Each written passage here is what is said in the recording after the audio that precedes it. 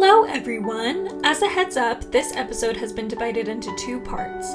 You are now listening to part 2. If you haven't listened to part 1 yet, please go back and do so before continuing forward. We hope you enjoy.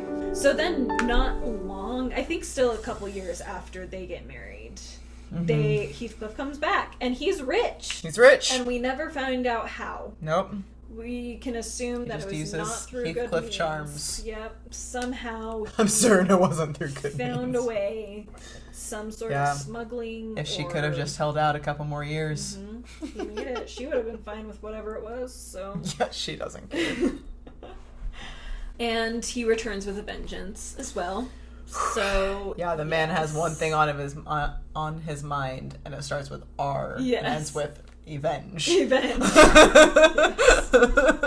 Yes. And that's it. He takes off, and not just, it's against everybody. Against Catherine, against Edgar, against Hindley. Hindley, I think, is probably his main focus to start with. Especially to start with. Yeah. I think he's willing to let the Catherine and Edgar one take a long time. But Hindley, he's like, we're going into this. Yeah. I'm going to work this guy. I think everyone is the long game. Like, both families, like, his big takeover and ruin everyone's lives is the long game. But Hindley, it's like, you're going down right now. Yes.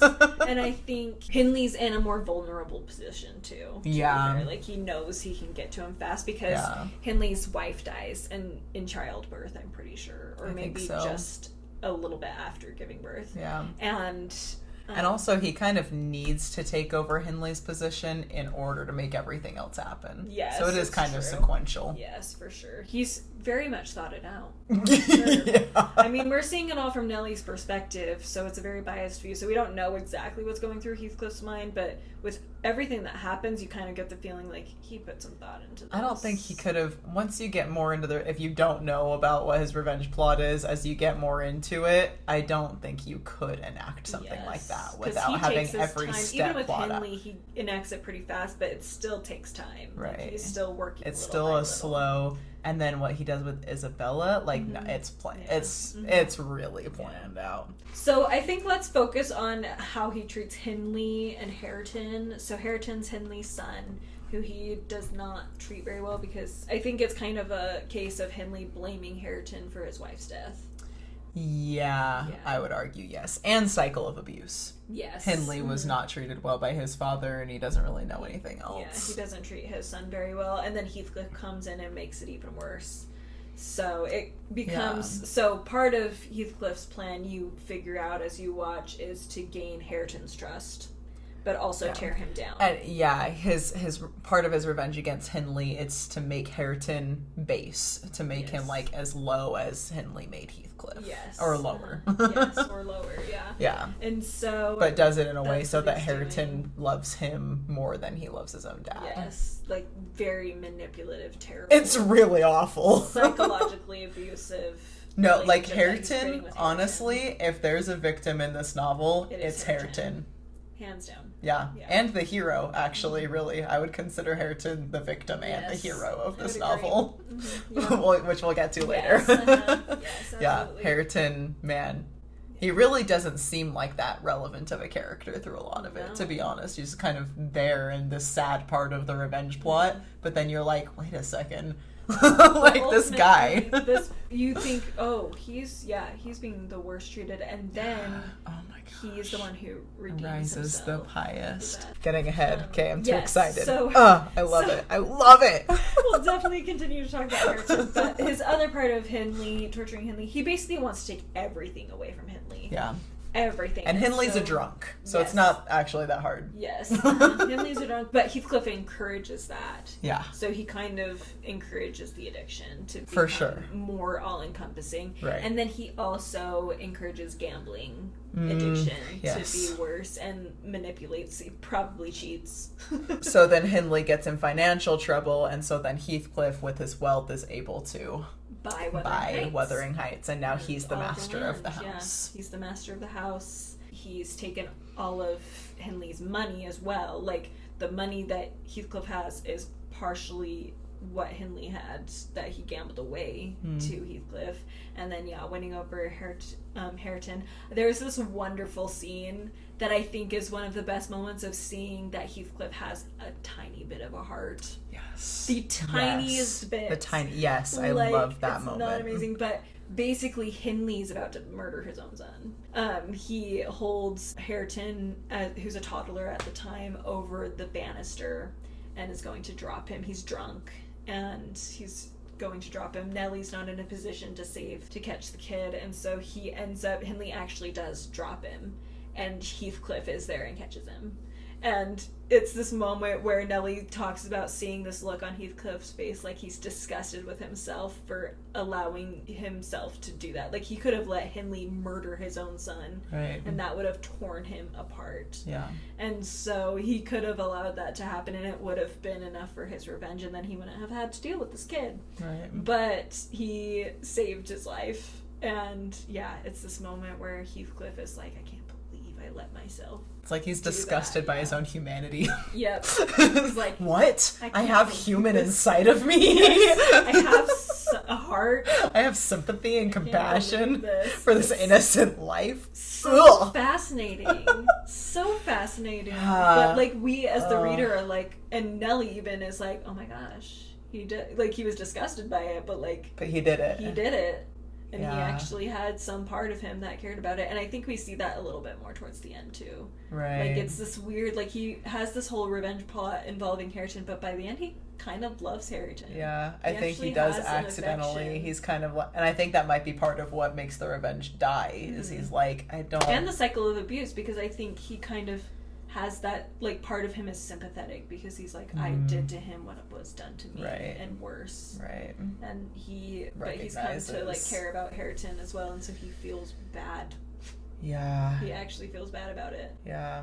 It is, and you do, going back to the idea of diagnosis, it is interesting to wonder what would cause someone to be disgusted by the idea of, like, showing kindness to an innocent life, you know, like the idea, basically. Like, it's, you can understand what would drive somebody to revenge. Like, you can understand a lot of Heathcliff's motives, but it is harder for me to grasp, like, why he would want to be why he inhumane. Hangs on to it so tight. Yes, exactly. It's so true. What causes the desire to be like that? Yeah. And I wonder if a part of it is kind of a learned helplessness, as far as, like, he feels like he's probably irredeemable, and he probably has been convinced by Satan, basically, to believe that he can't come back, and the only way he's going to get any level of satisfaction out of life is if he makes someone else hurt as much as him. Which is how Satan That's works. Satan, for sure. Literally how the devil works is he wants to make people as miserable as him. Yeah, and Heathcliff certainly has never been taught differently than that, so he'd be pretty easy to convince that that's all he can do. Especially when everybody in his life is treating him horridly, and the one person who he felt like he could trust and treat him nicely betrayed him. Yeah. I guess the two people, one died and left him, and was easily, like, was weak in his eyes, and then the other one betrayed him. Yeah. Heathcliff is fighting against a lot. He's losing his fight, but he is fighting a lot. He's definitely, a lot of it comes down to his own misuse of agency, but for sure. Okay. And manipulating other people's agency. Honestly, he's doing everything he can to make it so other people don't have a choice. Right, like, he's trying to take away agency. Heathcliff is like Satan incarnate in this book. Literally. He actually is. He still has that slight light of Christ. Mm-hmm. Like, you see. Yes, he can't. All of us are born with the light of Christ in us. In the pre-earth life, chose to come here. You know so what I'm saying? True. Like, he fought in the war of heaven, and he chose kept this his first side. estate. Yes. And then, but came here and gave in. Yeah. Interesting. Okay. So then, moving, I guess, giving that Hindley does end up passing away from basically probably his alcohol use. Honestly, and better for Hindley, to be completely honest. That dude needed to get out of here. He was not happy. Does he commit suicide? I feel like he almost does. he's gonna kill Heathcliff at one point. I know that. I mean, yeah, Hindley is violent. His gun ready to shoot Heathcliff. Right. It's like, if he comes through that door right now, I'd kill him. But I think he just drinks himself to death. Yeah, I don't think he commits suicide. I feel like I'd remember. So that's basically end of Hindley, what Heathcliff does to him, pretty much. And we end up going... Let's move on to Catherine and Edgar's treatment by Heathcliff. So he comes back, and he has no issue with going over to Thrushcross Grange and getting in the way. It's very odd, and Catherine actually. doesn't have any issues with it either. Yep. In fact, in that speech that we talked about for a while earlier, Kathy talks about, like, Edgar's gonna have to be okay with Heathcliff. Yes. Like, Nellie is kind of like, do you think you're gonna get to hang out with Heathcliff? And Kathy's like, yeah, I'm gonna. It's a package deal, me and Heathcliff, yeah. Basically. And Heathcliff sees it the same way. And so Heathcliff is just, like, over there, and Edgar just kind of has to deal with it. Yeah. Yep, and so they have a lot of interactions. But it's interesting because Heathcliff also has... I wouldn't say he actually even flirts with Isabella. I think that was a part of his plan that... I don't think it was part of part necessarily. You don't? I mean, maybe. You think he just saw the opportunity and figured this can work? Yes. This could be... Okay. Because he never really pursues her. Like, Isabella she's just obsessed is kind with of him. interested in him, and once she shows that, that's when Heathcliff kind of leads her on a little bit more. Like, he's never really that great at it. That makes me want to go back and reread it and decide if that's his manipulation of her. Yeah. Or if he does just kind of go, well, this could work better. Yeah. Because that's interesting. I think maybe he didn't have a plan going into it. I think there's like this general manipulation of everybody. Like, he's trying to put on this, I'm a rich gentleman now, and you know, you all have to bow down to me, and he's trying to win over different people, and I think he also wants to have the in with Catherine still and get in the way of that marriage. Yeah, but maybe then he Isabella's doesn't have a really specific plan to be there. Yeah. And when she starts showing interest in him, he's like, okay, this make can this work. Yeah, this can work. That's the vibe I get. I don't feel like, because there's not really, at least not that we see, and we're seeing it all from Nellie's perspective, so it's possible there was more that Heathcliff was doing behind the scenes with Isabella than we see, but you kind of get the feeling that he doesn't seek her out until she starts showing interest, and then he starts seeking her out. Right. But that's where I would wonder, like, is that on purpose? Like, does he know Isabella well enough to know, like, how he needs to act around her to get her interested in him? You know what I mean? That's fair. But I also that feel would be, like, hardcore thought out. I'm just wondering. And I'm also, like, there's not really a lot of options for her, so it could have just literally been, she's just like, oh, he's a handsome dude who's rich, like, sweet. Right. And he's, like, relatively close to my age. Which I think is probably Edgar with Catherine, too. Seriously. Like, she's like, who else am I gonna meet? They're good looking, and it works out. And so I kind of get the feeling, because I feel like Isabella's kind of invisible in a lot of this book. For sure. None of them really think about her. I feel like Heathcliff wouldn't have really thought about her very much either. I think she was just there, and then the opportunity arose. But anyway, that's just interesting to consider then, like, what Heathcliff was trying to do before hatching his whole I think a lot of it plot. I think he was a little more focused on Hindley at that point. I think part of it was just more like he wants to maybe ruin the marriage between Catherine and Edgar. That really could just be it. That's pretty much it. Like, that was his... Because I think... He'd be happy with that. The thing is, like, he wants revenge on Catherine, but he still loves her in his twisted way. Yes. So, like, I quote don't think unquote loves, he was never going to want to, like, ruin her life in the same way as he's ruining Henry's. Right. Like, he doesn't want to bring her down to nothing. To ruin her relationship that ruined their relationship. Yes. That's what he's concerned 100%. about. And so, but yeah, when Isabella comes in, it's like opportunity to do even more damage. Yeah. Basically. Again, if you don't know the revenge plot, we know this makes absolutely no sense. But it's a crazy, complex revenge plot. So we'll get there. It is. But it is. So, so anyway, he ends up marrying Isabella in secret. Yeah. And she runs away with him. And it's super Edgar's dramatic and I'm awesome. Never letting her back in my house. Basically, and Catherine's... We see Edgar's Victorian man come out. Yep. Yep, exactly. And then, Catherine's jealous. Yeah. Of course. And is upset about the situation, and she kind of like asks Heathcliff, like, what the heck? How could you do this to me? Right. Whatever. And then like, okay, Edgar, Catherine. I know, you do this to me. And then Edgar comes in and is upset, and it's this big blow up. And then Catherine goes to her room and then decides to starve herself out of spite towards Edgar and Heathcliff. She's like, if I die, they'll realize how much they love me and do what I want. They'll realize how ridiculous they were. And so, yeah, she starves herself for a few days, and Nellie's just like, whatever. Yeah, see, the thing is, there's actually no love lost between Nellie and Catherine. Like, Nellie actually genuinely doesn't like Catherine. Yeah. And I think Catherine's only expectation with Nellie is she wants her attention. Right, like everybody else. She just wants attention. That's what she values. She's starving herself for attention.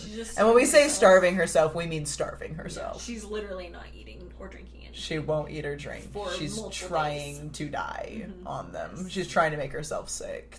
Yes. So that they feel bad for her. And she does get very sick. Yep. In the starvation process. And Edgar doesn't hear about it. And then when he does find out, he's really mad at Nellie for not telling him. Which, I mean, fair enough. But, like, she should have said something. Yeah. His wife. Yeah. and it makes it worse because when Nellie is like, yeah, Mr. Linton is just reading in the library, Catherine is like, he doesn't even care about me! Loses her mind. Yeah. But really, Edgar has no idea. He's just like, hey, you're giving me the silent treatment. I'll right. Go back. Like, he just thinks they're in the middle of a fight. Like, yeah, he doesn't realize how bad it is. Anyway, so... Which, with Catherine, he must be used to. Yes, fair enough.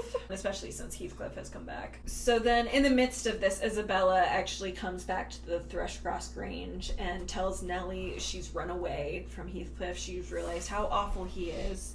He's been very abusive to her, and so she's getting away. Catherine is in the middle of starving herself and being really sick and dying. And Nellie's like, this is really not a good time. But Isabella's like, don't care, sorry, I feel bad, but also, like, I need to get out of the house. Can you help me get away? And so Isabella ends up running away off to London. So that will come back into play later because she's definitely not going to be alone for very long, because in approximately 9 months she's going to give birth. So she's pregnant with Heathcliff's child, though it's not clear if she knows that yet. I'm assuming not, because I don't think they've been married that long. I think it's only been a couple weeks since they got married. Yeah, and she runs away. Which I'm like, man, Isabella, for being an invisible person, she's like the one person who gets the heck out of there.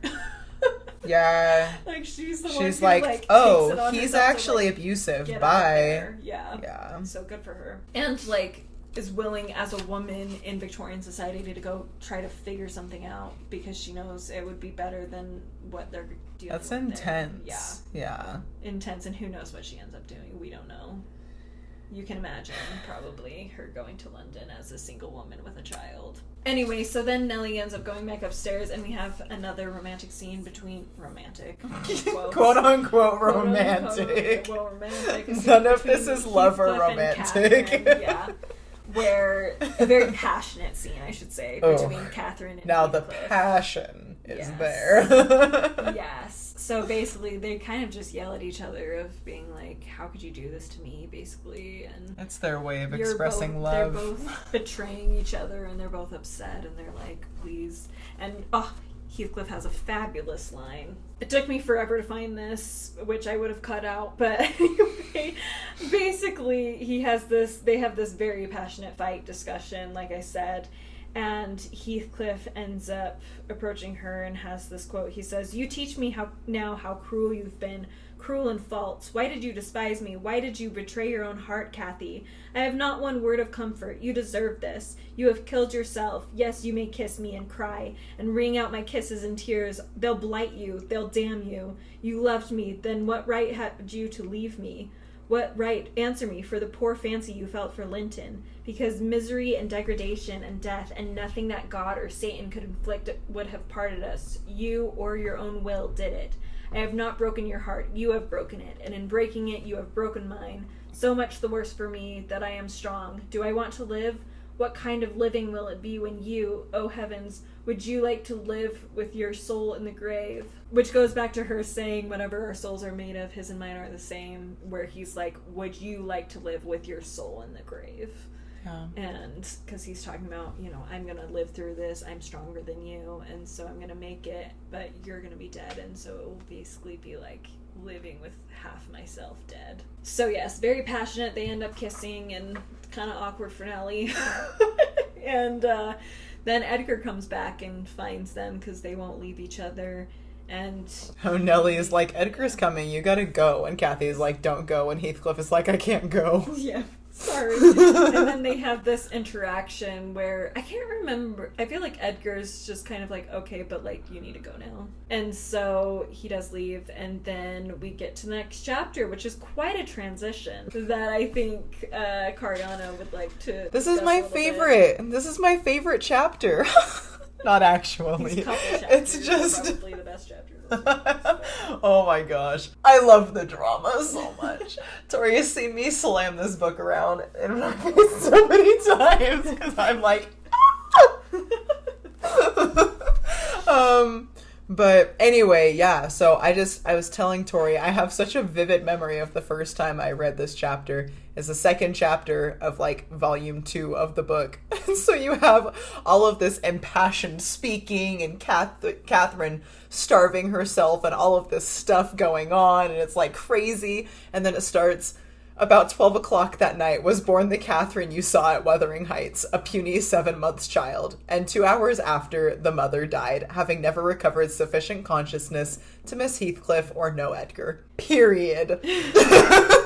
That is like, it. What?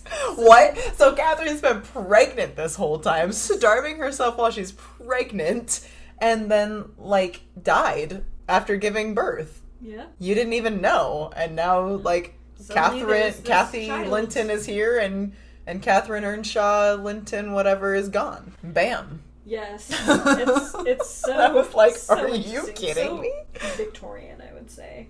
But, and works so well for this because, like, I mean, there's that Victorian, we don't really talk about it kind of feeling. But I think there's also this sense of, like, they don't care. Like, Catherine's more concerned with other things. Like, that's just kind of a thing that she's dealing with. Yeah. Like, I mean, I would say that Catherine and Heathcliff are both very well versed in being neglectful.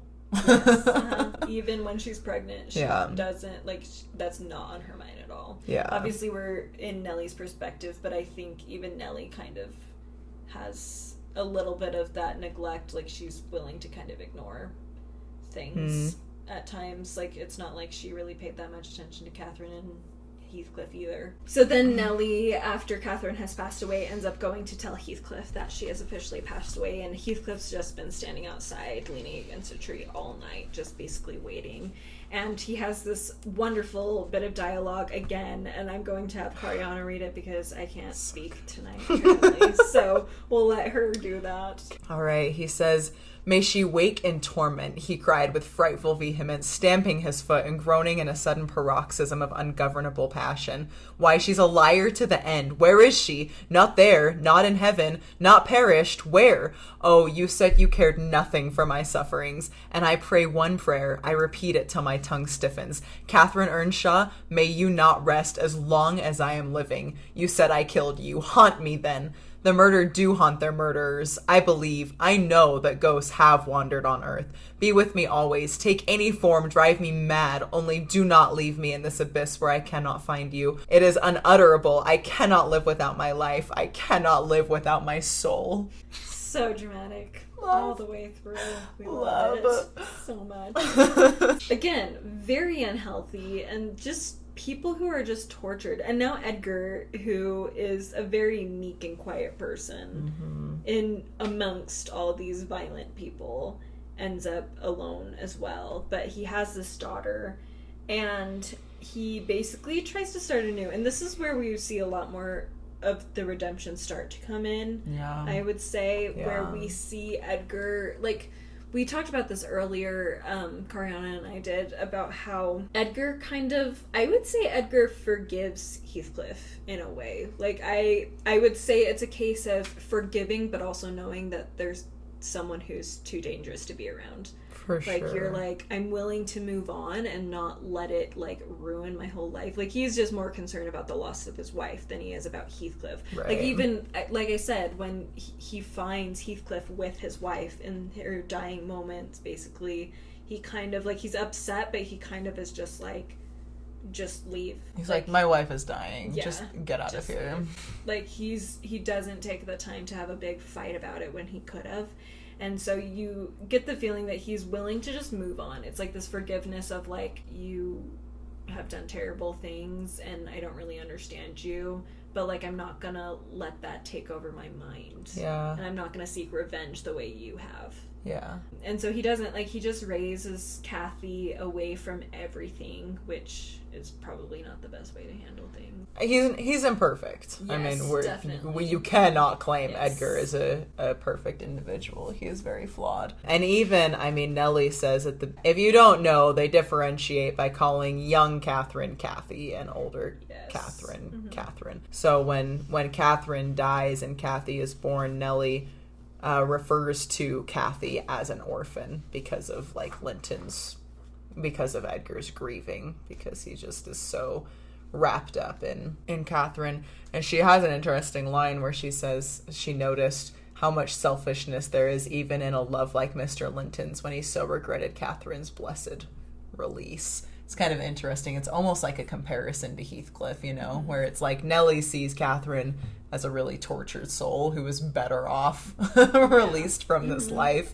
And she's like, man, Mr. Linton, Edgar is like selfish enough to wish that she was still here with him when this is better. And it's kind of an interesting parallel to Heathcliff's obsession with the idea of like Catherine staying with him rather than finding rest and peace.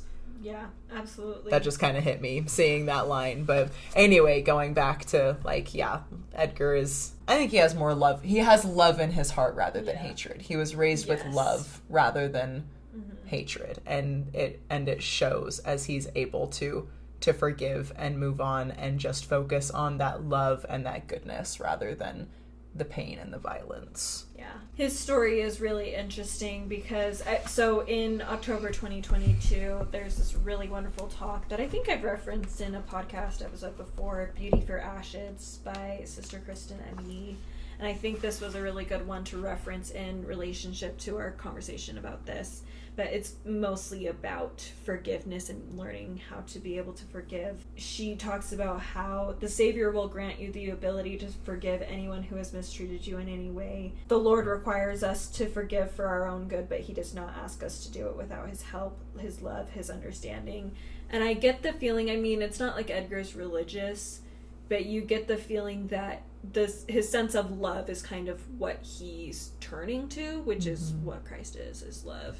And that he's like, he feels like he's in the right for being hurt, but yeah, he's prioritizing love, and he's been given a gift of being able to prioritize love, which is pretty amazing. I would say that's definitely an incredible spiritual gift to have, to prioritize love and know how to do that and have the strength to do that in the face of so much. I think so often we read this, and for a long time I've been like this too, where you think of Edgar as a wimp, especially in the face of everybody else. Oh, 100%. But the more I think about it, the more I realize, you know, he's just meek. Like, he just is maybe meek and submissive, things that the world sees as bad or wimpy.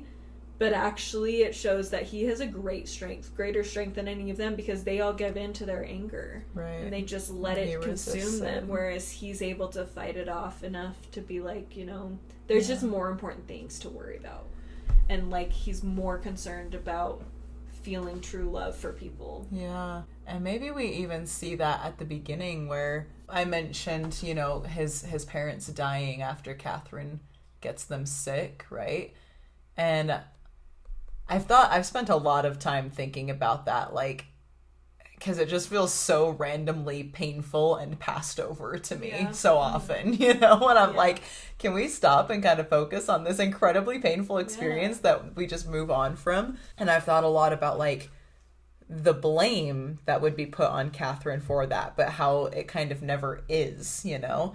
And it's kind of an interesting parallel thinking about the way that Hindley reacts to Hareton with, we talked about like Hindley kind of hating Hareton because of his wife dying in or right after childbirth, right? Mm-hmm. Which is a common thing that you see, right? Yeah. Like husbands struggling with their kids after their wives die. And it's kind of interesting that Edgar's parents die because of Catherine, and yet he continues a relationship. He continues pursuing and courting Catherine and then marries her, It's like there's not any ounce of true blame there. That's not even a consideration for him. He just he doesn't focus on the love that he's lost. He focuses on the love that he has available to him and is able to kind of move on from that. Yeah, and I almost wonder if it maybe increases his sympathy for Catherine, where he's like, I understand now that you've had it hard, like losing your mother when you were young, right, and not really having your father involved, and then losing your father and having your brother take over. Like, right. I feel like he's like in a position where he's like, I get that you've lost a lot and I want to help you because I genuinely do care about you. And so, again, just like he feels this deeper, more real love than Heathcliff or Catherine ever could. Right. Yes, he doesn't have to have quotes around his love. No, it's a genuine love. It's genuine. It might be misplaced. Yeah, probably not. But it's genuine. So it'd have to be. Yes. Oh my heavens. Yes, to put up with all of it, it has to be genuine. And I think that shows, like I said, I think a lot of people would look at that as he was easily manipulated and da-da-da. And I think there's some truth to that, but I also think it just shows that he has a gift for loving. Yeah. Which I think, especially in a world where things are just as wild for him and his family as far as the weather and the diseases that are in that area of the world and all of that he is surrounded by, but he's still able to be a softer, gentler, more loving person amidst all of that, whereas nobody else is. Like, he's really the only one. Isabella's probably the closest, but she also just ends up in a position where she's I think between the fact that she doesn't really have anybody to focus that love on very well because she's betrayed by everybody, and also just being a woman, like she's less able to take control in a way that allows her to love people the way Edgar can.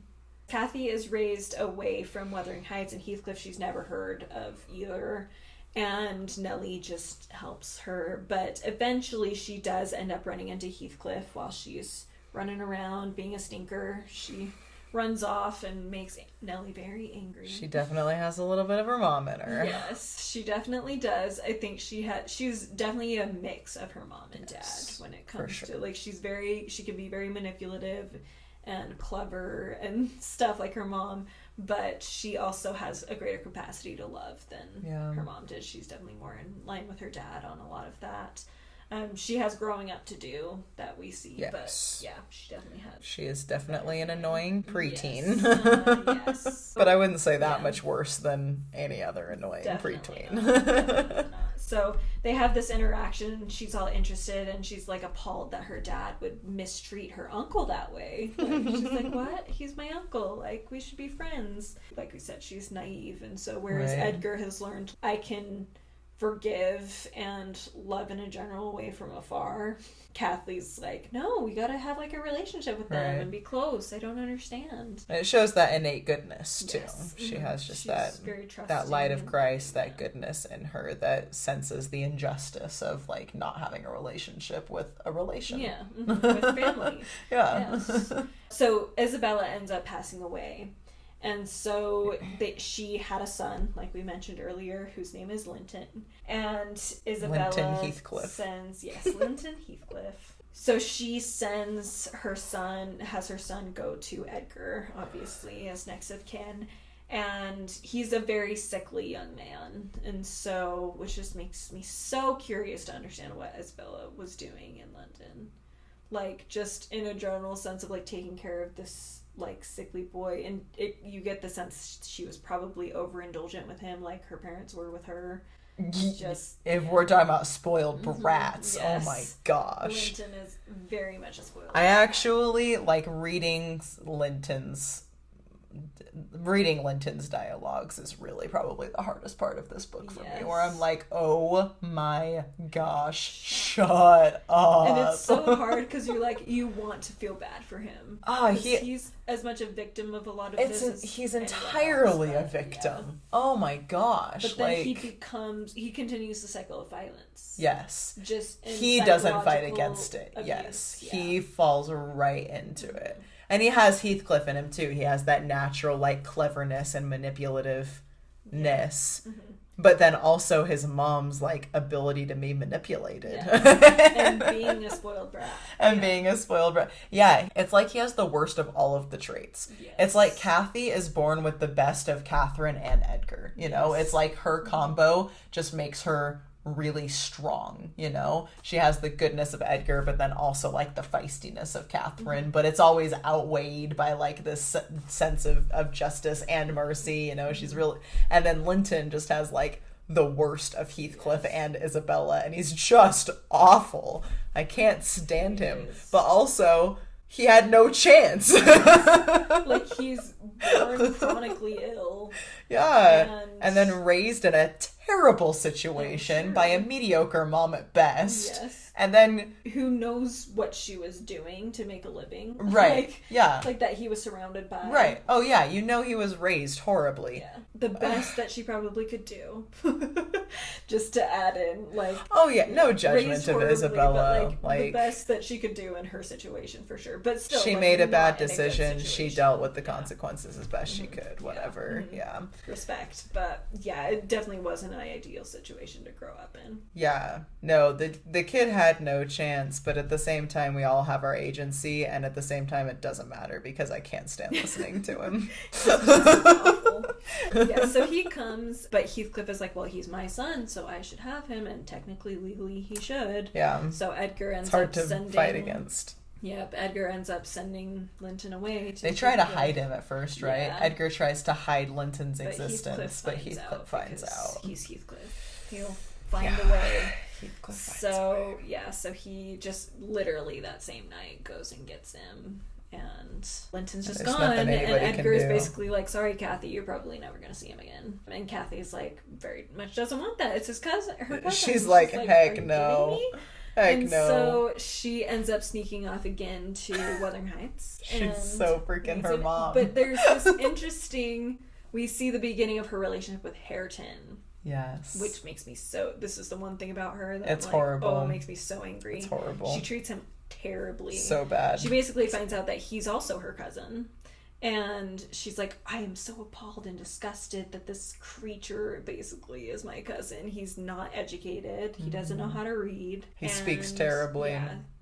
He swears like a sailor. Yeah, he's vulgar. Yeah, he has a terrible accent and is very vulgar. Yes, very low, because that's what Heathcliff wanted to do to Hindley and to Hareton. Yeah. And so she's very, very not nice to him. Linton's also not very nice to him either. He also doesn't respond very well, but I don't mind as much because I feel like it comes from a place of him just not understanding and not being taught very well. He's genuinely like kind of an idiot. He doesn't want to be mean. Right. He'll have a little bit of a temper, but like you never get the feeling that he wants to be mean or that he wants to be a bad person. Like he always leaves a situation. He'll get mad, but as soon as he gets mad and snaps, he like walks away. Yes. Like like Hareton does the best out of anybody at using his agency and taking what he has and turning it into something good. No, maybe I'm just biased towards Hareton, maybe, but I just love the kid. Oh, there's my gosh. Periodically moments where I'm like, ooh, Hareton, no, stop. But he says bad things. It never makes me as annoyed as the other two because they had better opportunities to know better. Okay, so then just kind of jumping ahead, we see that Kathy ends up being tricked into this forced marriage with Linton. So it's pretty bad.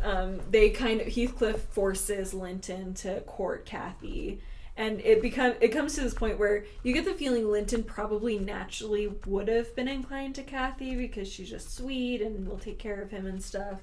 But because of Heathcliff's abuse, he doesn't want to do... like, it makes him afraid of his relationship with Kathy. Like, he becomes very, like, my dad just is forcing me. Please, like, make it look like you're having a good time, because if my dad thinks you're not having a good time, then he's gonna come over here and whip me. Yeah. It's really, really bad. So then it becomes manipulative between Linton and Kathy as well. Because he's just worried about himself. Yes. He doesn't care about the fact that she's going to be abused too. That's our fatal flaw for Linton, is that he only cares about himself. Yes. He's not worried about anyone else. His own survival. And Heathcliff actually ends up getting her into the house with an Ellie and locks them in a room. And is like, you're going to marry my son tomorrow morning, and that's that basically, and you're going to be here, and there you are. And so that's what happens. She's forced to marry Linton. At that point, she's really annoyed with Linton and angry with him because she blames him for the whole situation. And Linton ends up then going on to continue the cycle of abuse more directly by being very unkind to her and treating her as an abusive husband, where very like, women kind of a attitude. No, Linton's awful. Yeah, he becomes all the way around absolutely terrible. Yeah. And continues that cycle of abuse, and then he ends up dying. Around the same time, her dad also passes away. Edgar passes away, and I'm pretty sure you kind of get the feeling it's from a broken heart, like his daughter's been taken from her. Yeah. He never fully recovers from Catherine either. Yes. Like, he's always kind of mopey and quiet after that. Yes. And then, having... cuts himself off from the world even more. I don't know how he doesn't go get Kathy back. I think it's this case of, like, he didn't really know where she was, and by the time he knew, like, she was married to Linton. It was too late. As far as laws go, that means she belongs to Linton. Right. And therefore Heathcliff. Okay. So legally, he couldn't really do anything. He just wasn't sure what had happened for too long. She belongs to her husband. Okay. She doesn't have anywhere else to be. And then when Edgar dies because of Kathy's marriage to Linton, now Heathcliff owns both houses. Yeah. Hence why he owns Thrushcross Grange that Lockwood's renting from him. And it's all just this giant, it's this plot of revenge against Edgar, and now he, who was kind of the basis, like, brought in adopted orphan, is in charge of both families and their inheritances. So then we have Lockwood, like, leave, and so that's kind of up to where he was at when he arrived, where we have this really uncomfortable situation. Kathy's not very innocent and nice anymore because she's been mistreated and is very miserable. And then we see Hareton is still miserable, and Heathcliff is always miserable. So Lockwood leaves, and then he ends up coming back like a year later, I think, and things have completely changed. So he talks to Nellie, and she kind of fills him in on everything that's happened. And we find out that Heathcliff, basically after the death of Edgar and the death of his son, ends up kind of just being burnt out. Like, he was just... You get the feeling he had probably more planned, that he could have just kept going and torturing these two, but he kind of reached a point where he just was tired. It's like, why? It never fulfilled him doing all of this. That's when he starts to starve himself too. He stops eating, and they talk about overhearing him talking to someone in his room. That's probably Kathy's ghost. And then eventually he just dies. It describes, like, this look on his face, like he had seen someone and he was kind of at peace at the end. Yeah, you almost feel like Heathcliff gets more than he deserves at the end of the novel, a little bit. It's like he dies and finally gets peace, and then, you have the spirits dancing together across the moors, and you're like, dang, do I actually want Heathcliff to be at peace and happy? Like his own version of heaven, which I guess is like the plan of salvation. Like, that's true. They ended up where they felt comfortable. Where they felt comfortable. And for them, it was just them being together on the moors. That's okay, sure. I guess I'll just choose to see them as children of God, despite the fact that they're so awful. Literally the devil incarnate. Yeah. He's the devil incarnate, but not actually. He actually is a child of God, and he kept his first estate. He earned resurrection, he earned a body, and he earned resurrection, and he deserves to be where he feels comfortable with the decisions that he made here in probation. And there's so many things he misses out on, though. That's true. It's true. They miss out. They miss out. Because of their choices. That's the whole point of the plan of salvation, is yes, you end up where you're most comfortable, but there's so much you could have if you're willing to end up so much better off. Trust God and do your part. After this, so Kathy spends some time making fun of Hareton for not being able to read. Yeah, Kathy's kind of a jerk. Yeah, she's kind of a brat. She's actually a mega jerk because Yes. Hareton, like, has these books and she straight up makes fun of him for even, like, trying and having these books. And it's kind of devastating. But you get the feeling that once Nellie talks to her, like, I think it comes from more of a space of innocence and naivete over outrightly, like, being mean, like, malicious. And she's very focused on herself and her problems in this moment. Yes. I think as soon as she's willing to open up and recognize that other people in this house are suffering as well, then she starts to kind of change and adjust her outlook. But right now it's just, she's never experienced discomfort before, you know? Yeah. And she suddenly is in a really extreme way. Yes. And, like, how do you deal with that? By lashing out at the people who are making you uncomfortable. Yes. It's almost like she was so sheltered that she never experienced, like, having that opposition or having something to make fun of or think less of, really. She doesn't know how to handle it. And so she doesn't know how to handle it in a healthy way. And then when she is introduced to that idea, she sees Heathcliff and Linton treating people terribly. Yeah. And so... And she has her mom in her that is this negative influence, but then she's also been raised in this really positive environment. Yeah. So it's kind of these warring sides of her, but I think...